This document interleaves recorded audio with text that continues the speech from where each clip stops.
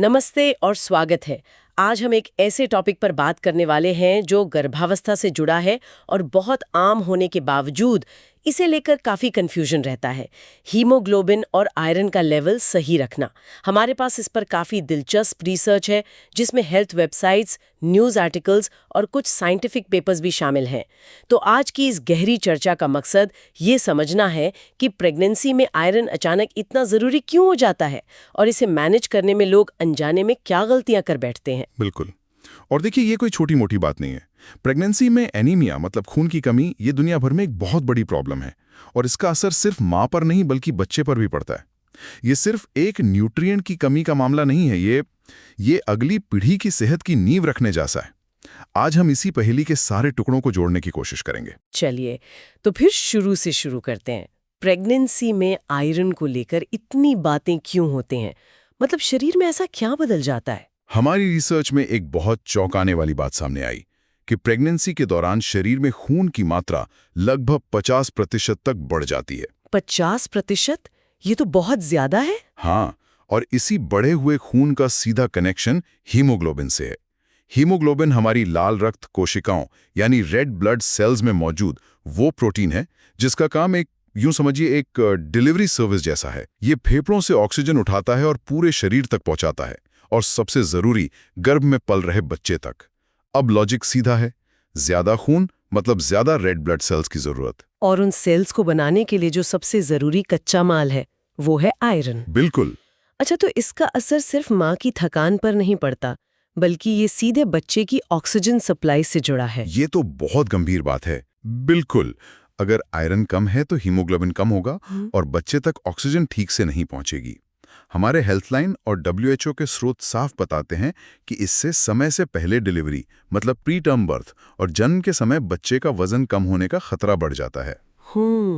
लेकिन जो सबसे चौंकाने वाली बात डॉक्टर माइकल ऑरबैक की रिसर्च से सामने आती है वो ये है कि माँ में आयरन की कमी का असर बच्चे के दिमागी विकास और सीखने की क्षमता पर 19 साल की उम्र तक पड़ सकता है। क्या 19 साल तक?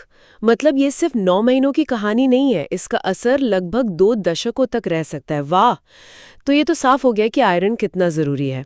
लेकिन जो बात मुझे सबसे दिलचस्प लगी वो ये है कि बहुत से लोग सोचते हैं कि वे सब कुछ सही कर रहे हैं, आयरन की गोलियां भी ले रहे हैं, पर फिर भी उनका लेवल नहीं बढ़ता। हाँ, और इसकी वजह अक्सर एक बहुत ही आम आदत होती है जिसे लोग सेहतमंद मानते हैं। एक मिनट, मैं अंदाजा लगाती हूँ।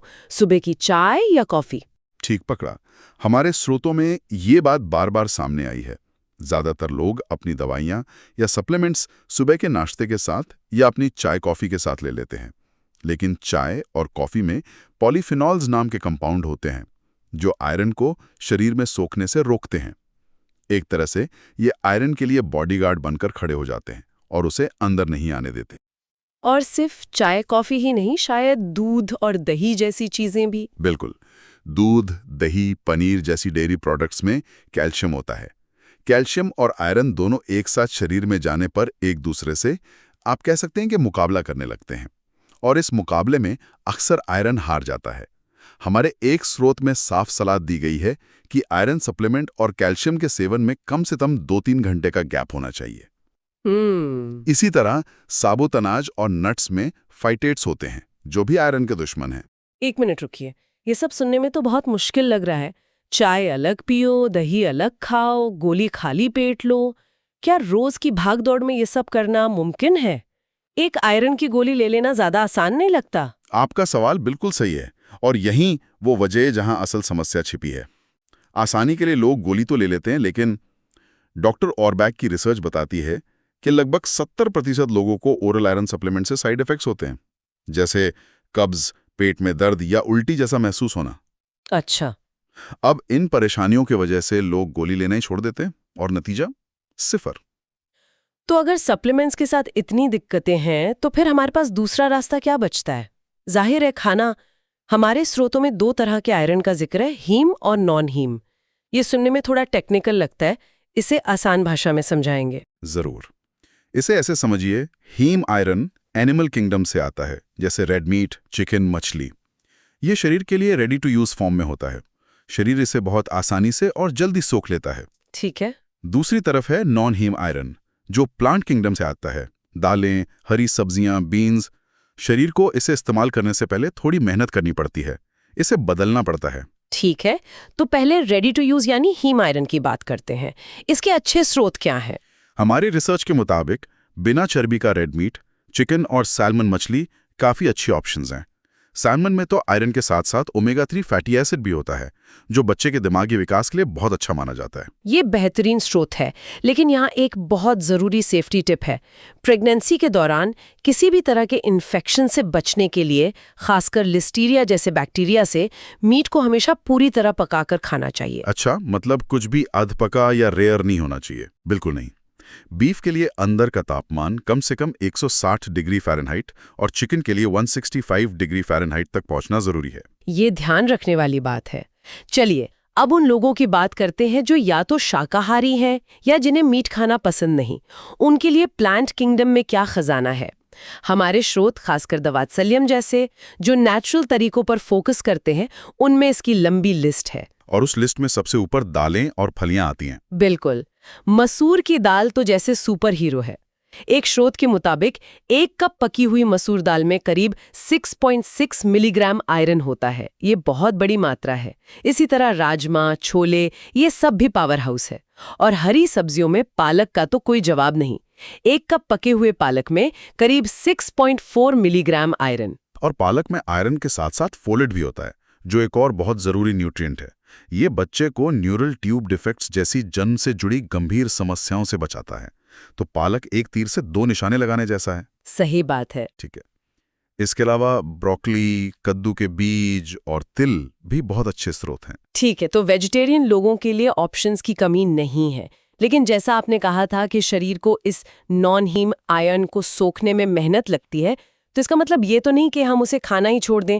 जरूर कोई तरीका होगा इसका ज्यादा से ज्यादा फायदा उठाने का। बिल्कुल, और यहीं पर असली जादू छिपा है।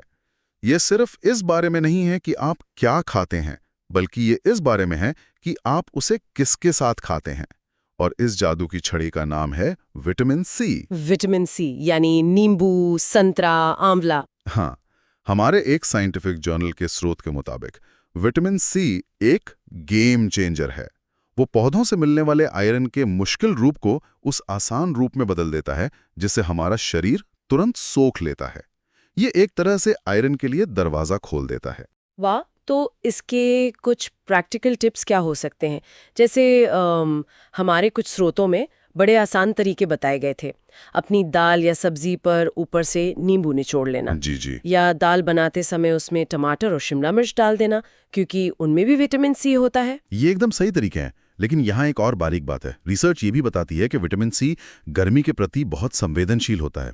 मतलब अगर आपने सब्जी में टमाटर डालकर उसे बहुत देर तक पकाया, तो विटामिन सी का असर काफी कम हो जाएगा। इसलिए सबसे अच्छा तरीका है कि विटामिन सी वाली चीज को पकाने के बाद ऊपर से डाला जाए, जैसे नींबू का रस। बिल्कुल। ये तो बहुत काम की टिप है। क्या विटामिन सी के अलावा भी कोई और दोस्त हैं जो आयरन की मदद करते हैं? हाँ, एक और है, विटामिन ए और बीटा कैरोटीन, जो आपको गाजर, शकरकंद, आम जैसी नारंगी पीली चीजों में मिलते हैं। वो भी आयरन के अवशोषण में मदद करते हैं।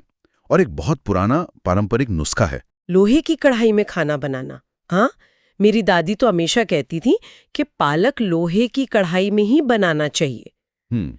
मुझे लगता था ये सिर्फ स्वाद के लिए है, पर इसके पीछे तो पूरा विज्ञान है। बिल्कुल। उससे भी खाने में आयरन की मात्रा प्राकृतिक रूप से थोड़ी बढ़ जाती है।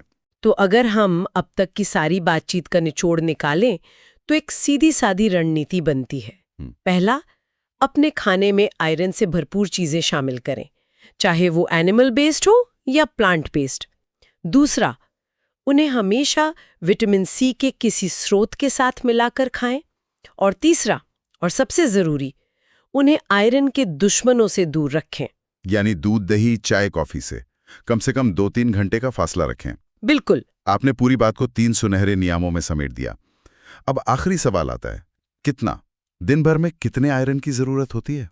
एक स्रोत के मुताबिक गर्भवती लोगों को रोजाना कम से कम 27 मिलीग्राम्स आयरन लेना चाहिए। और विश्व स्वास्थ्य संगठन यानी WHO की सलाह इससे थोड़ी ज्यादा है ना? हाँ, WHO 30 से 60 मिलीग्राम आयरन की सलाह देता है, खासकर उन जगहों पर जहां एनीमिया बहुत आम है। अब ये मात्रा सिर्फ खाने से पूरी करना कई बार मुश्किल हो सकता है।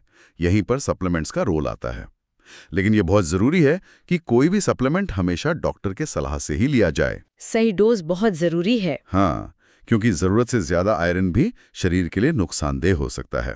आज की बातचीत से जो बातें मेरे लिए सबसे ज्यादा चौंकाने वाली थीं, वो ये कि सप्लीमेंट लेने का समय कितना मायने रखता है। एक छोटे से नींबू के रस में कितनी ताकत छिपी है और कैसे हमारी सुबह की एक कप चाय अनजाने में हमारी सारी मेहनत पर पानी फेर सकती है। और अगर हम इन सब बातों को जोड़कर एक अंतिम विचार पर आएं, तो वो ये है। हमने आज माँ के पोषण की बात की, लेकिन हमारे सभी स्रोत एक ही दिशा में इशारा करते हैं। ये असल में अगली पीढ़ी की सेहत का सवाल है।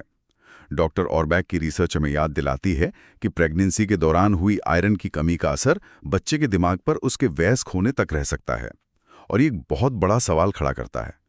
इन लंबे समय तक चलने वाले परिणामों और दुनिया भर में एनीमिया के इतने फैले होने के बावजूद क्या प्रेगनेंसी में आयरन लेवल की जांच और मैनेजमेंट को हमें आज के मुकाबले कहीं ज्यादा गंभीरता और सटीकता से नहीं